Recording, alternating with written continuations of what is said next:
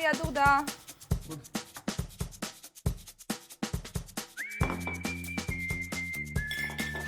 ჩემი ინსპირაცია არის ქეთი. იმიტომ რომ ქეთი რო გავიცანი, აღმოაჩინე რომ კულინარიასთან მქონდა ძალიან ისეთი კავშირი.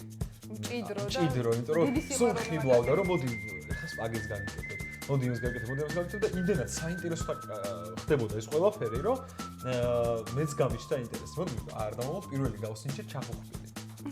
და მაშინ მივხვდი რომ მაქამდე სიცრუეში მიცხოვრია. ვარ ჯეიმი ოლივერის სექტის წევრები, იმიტომ რომ ადამიანი, რომელიც აი საოცარი ნიჭით გამოირჩევა, აქვს არაჩვეულებრივი პროექტები. უნდა დავუძღვეს, რომ ჯეიმი ოლივერი არის ბრიტანელი შებზარეული, რომელიც ანუ გარდა იმისა, რომ შებზარეული არის საზოგადო მოღვაწე. Food Revolution ეს არის კვების რევოლუცია, რომელიც ჯეიმი ოლივერმა ძალიან აქტიურად წამოიწყო. ჩვენ ჩავერთეთ ამ პროექტში. Hello to all of my budding chefs. ჩვენ გადავწყვიტეთ, რომ ყველაზე მარტივი გზა იყო ვიდეოს გადაღება. დავიწყეთ ვიდეოს გადაღებები და ვცდილობთ მაქსიმალურად სახალისოდ წარმოვაჩინოთ საჭმლის კეთება.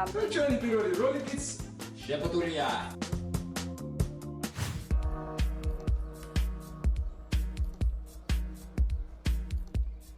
იქიდან გამომდინარე, რომ ყველაფერს აკრიტიკებს და ძალიან დაობენ გემოვნებაზე და ზოგადად პრობლემატურია ეს საკითხი, რა არის კარგი, რა არის ნამდვილად კარგი და რა არა.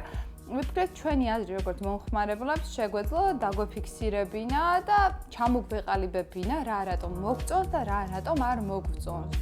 ჩვენი ჩარჩო რეალურად რაშიც ესე ვთქვათ ვექცევით და კრიტიკის რაღაცა ჩონჩხი გვაქვს არის ყველა ის კომპონენტი, რაც სჭირდება კარგი რესტორნის, კარგი საკვები ობიექტის შეფასებას.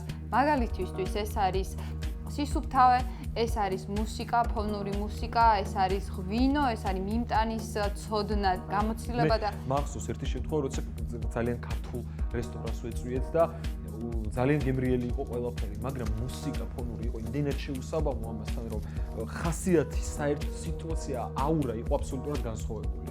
აი, ამას ძალიან დიდი მნიშვნელობა აქვს. ფონური მუსიკის არარსებობა ცოტა უხერხულობასაც კი იწვევდა. სიჩუმე დანაჩანგლების ხმა, ამიტომ აურამ მუსიკის ნაკლებობის გამო ჩვენგან 6 ქულა დაიმსახურა.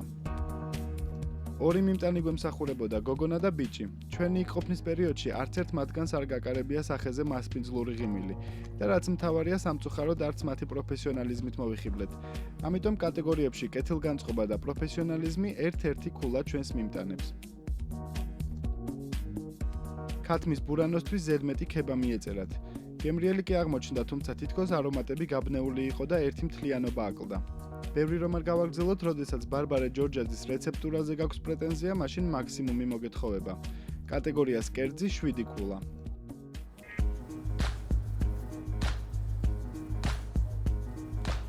მიმწოდებლები ამ სერვისის ვინც არიან, იცი როგორ უნდა გაითავისონ ის, რომ ალბათ კრიტიკა და შეფასება მათსავე გაჯანსაღებას ემსახურება და არა ვთქვათ, ანუ ეს არ არის ცუდი ტონი, ეს კარგი ტონია. ანუ ეს უნდა ემსახურებოდეს და ეს უნდა თამაშობდეს როლს მათ გაუმჯობესებაში.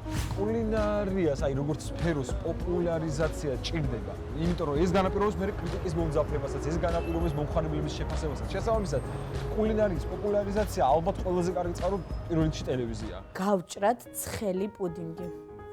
უცხო თვალით რომ შევხედოთ ამ სიტუაციას, ვიტყოდით რომ მაყურებლის თვალით გურმანი არის ერთ-ერთი საჭირო გადაცემა ყოველს ოჯახში. კი, ეს როგორც მაყურებელი და როგორც შემფასებლებიც ამ სიტყვის ასე ვთქვათ, პირდაპირ და განტანით მნიშვნელობით შეიძლება ითქვას, რომ ეს ის ორი ადამიანია, რომელთა რეცეპტების ნდობაც თავისუფლად შეიძლება ალბათ მარტივი შეფასება ეს შეიძლება იყოს.